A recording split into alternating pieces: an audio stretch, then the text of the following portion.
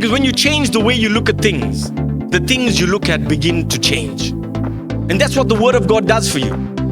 We want other people to change. I remember I gave a talk in South Africa, a very hostile environment. And I was sent there as a mediator. And the one side said they were right, and the other side said they were right.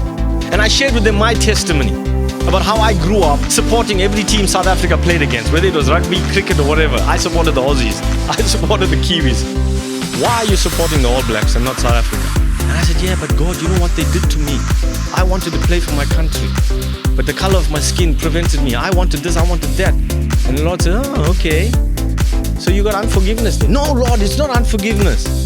And you know, when you have an argument with God, stop there, because you're not going to win it. Because growing up in the circumstances that I grew up on, it wasn't natural to like white people. And I'll take it to the extreme. It wasn't just not liking them. I hated them because of what they did to me, what they did to my family. You see, my father was falsely accused. He was arrested in front of my eyes by white policemen that treated him so badly when I was 7 years old. And I grew up with that hatred. When things opened up and I got onto the soccer field, I made sure I let them know who I was. In cricket, I made sure they knew that I was a fast bowler. And I was hard, and my heart was hardened. And I go to New Zealand, and I'm sitting there on a marae as part of my teacher training. And the elder asked us to bring a greeting in our mother tongue. And I said, hey mate, I don't speak any Indian. And he said, no, but I know you speak Afrikaans. And I said, yeah, but Afrikaans is an evil language. You know what he does? He goes and he opens up the Bible. Philippians 2:8-11.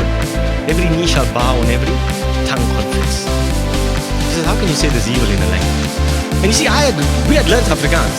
We were forced to learn Afrikaans. But I spoke Shakespearean Afrikaans, if there's ever a phrase, Shakespearean Afrikaans. And right then and there, the word cut me up again and showed my filthy heart that I was still holding on to. And for the first time in my life in 2001, in New Zealand, I spoke Afrikaans.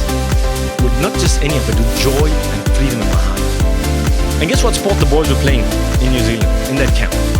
For the first time I passed the rugby ball. Now you tell me, was it coincidental? Within a year, God brings All Blacks upon my path. And I help them, and I say, okay, fine, I'll help you with your presentation and your talk, but you're going to teach me rugby. And I always say, God's got a sense of humor.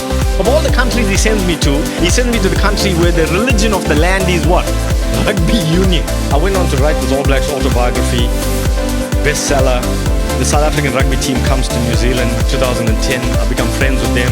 I end up writing and speaking to them in Afrikaans because that stronghold was removed. I write one of the South African rugby players' autobiography. I get invited back to South Africa at the end of 2011 for a holiday to go do the book promotion. That holiday ended up 7 years in South Africa. I worked with the South African rugby team, the South African cricket team, the South African soccer team. I was involved with the national provincial team. Why am I telling you this? Not to bring attention to myself, but to say to you, when you change the way you look at things, the things you look at begin to change. Who had to do the changing? Not the other people. I had to change. And that's what the Word of God does. And I want to encourage you that sometimes, and as I'm going to share next week, we miss the destiny God has for us because we don't follow His leading and His Word.